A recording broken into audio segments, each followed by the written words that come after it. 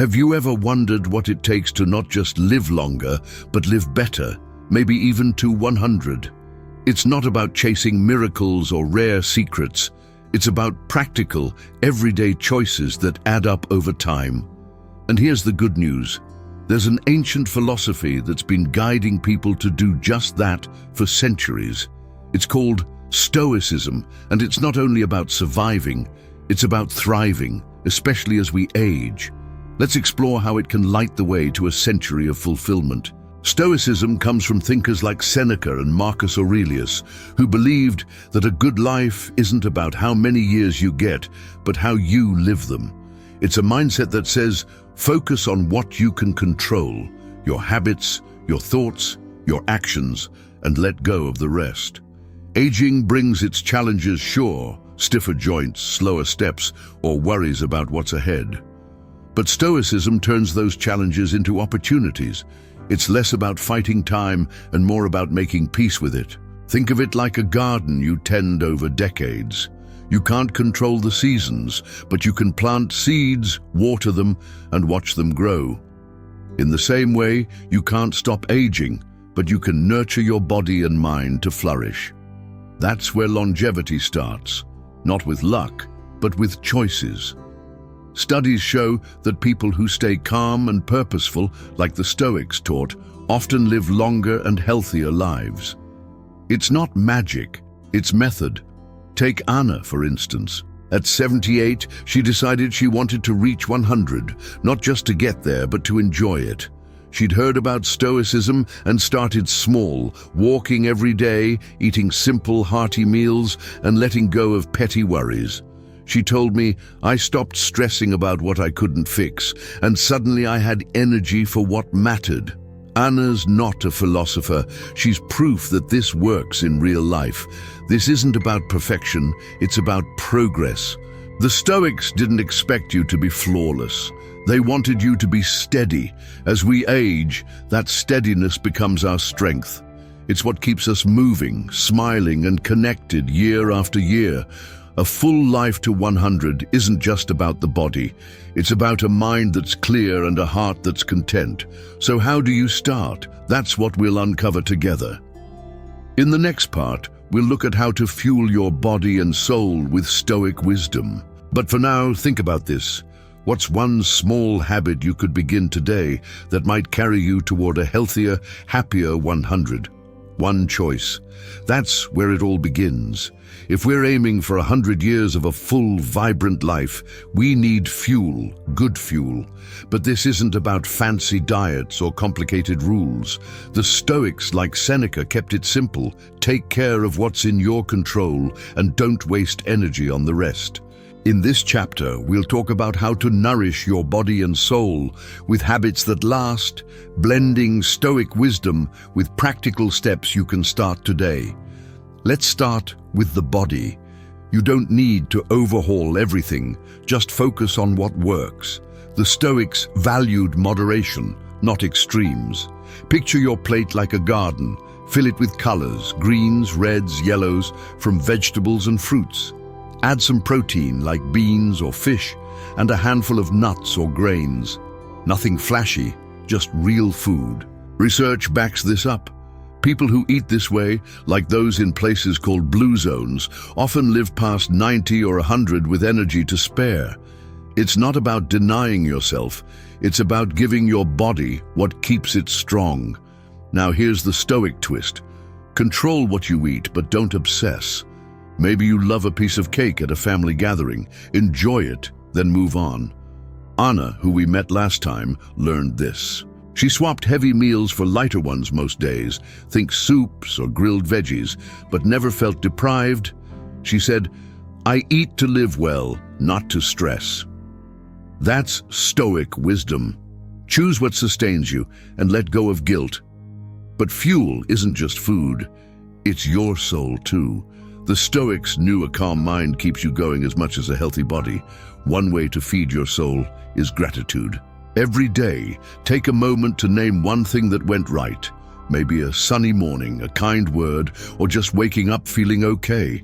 It's like water for your spirit. Studies show this habit lowers stress and boosts longevity. Your heart and mind thank you for it. Here's a simple practice. Before a meal, pause, take a deep breath and think, this food is my fuel and I'm grateful for it. Then eat slowly, savoring it. It's not just about filling your stomach, it's about connecting to the moment. Enna does this, and she swears it's why she feels lighter inside and out. Living to 100 with fulfillment means tending both body and soul. You don't need much, just consistency and a clear focus on what's yours to shape. The Stoics would say, master the small things, and the big ones fall into place. So, what's one way you could fuel yourself better today? Maybe a healthier bite or a grateful thought. That's your next step to a century well lived. Aiming for 100 years of a full life isn't just about what you eat or think, it's about how you move. The Stoics, like Marcus Aurelius, saw the body as a tool to be cared for, not pampered or ignored. They'd tell you, keep it steady, keep it strong, and don't let excuses hold you back.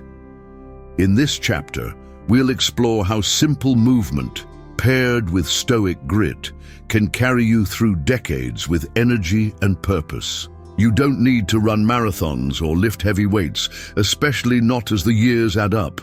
It's about what you can do right where you are. Walking is a perfect start. Just 20 minutes a day, around the block, through a park, or even in your yard, gets your blood flowing and your joints happy. Science agrees. Regular walkers often live longer, with sharper minds and stronger hearts. It's not flashy, but it works. Here's the Stoic part. Focus on what's in your control. Can't walk far? Take 5 steps, then rest. Got a busy day? Squeeze in a stroll between chores. The point is to move, not to compare. Anna, our friend aiming for 100, started with short walks after her knees stiffened up. She didn't push too hard, just kept going. Now she's up to 30 minutes, and she says it's like her body woke up again. But movement isn't just physical, it's mental too. The Stoics prized resilience, that ability to bounce back. Think of your body like a tree. It doesn't have to be rigid, but it needs roots to stand tall. Every step you take builds those roots. Maybe your back aches some days, or the weather's dreary. That's okay. Do what you can. Stretch in your chair, lift a light can of soup, or sway to a song. It's not about perfection, it's about persistence. Try this. Once a day, pick a small movement. Stand up and sit down 5 times, or roll your shoulders while you wait for the kettle. Pair it with a Stoic thought. I'm stronger than I think. It's a quiet win, and those wins stack up. Anna told me she feels prouder of these little moments than anything else. They remind her she's still in the game. Living to 100 with fulfillment means staying in motion, body and spirit. The Stoics knew challenges come, but they don't have to stop you. You're not racing time, you're dancing with it. So what's one small way you could move today? Even a single step counts. It's yours and it's enough. We've talked about fueling your body, strengthening it with movement, and now it's time to master what ties it all together: how you spend your days.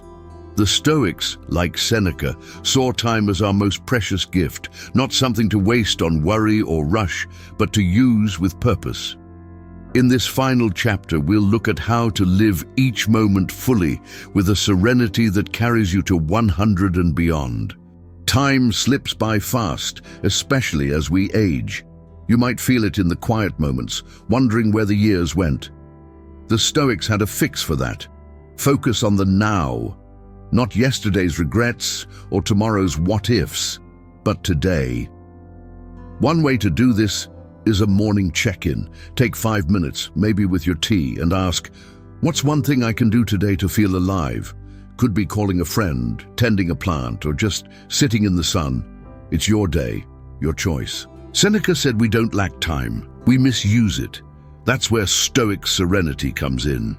When stress hits, say a bill arrives or plans fall apart, pause.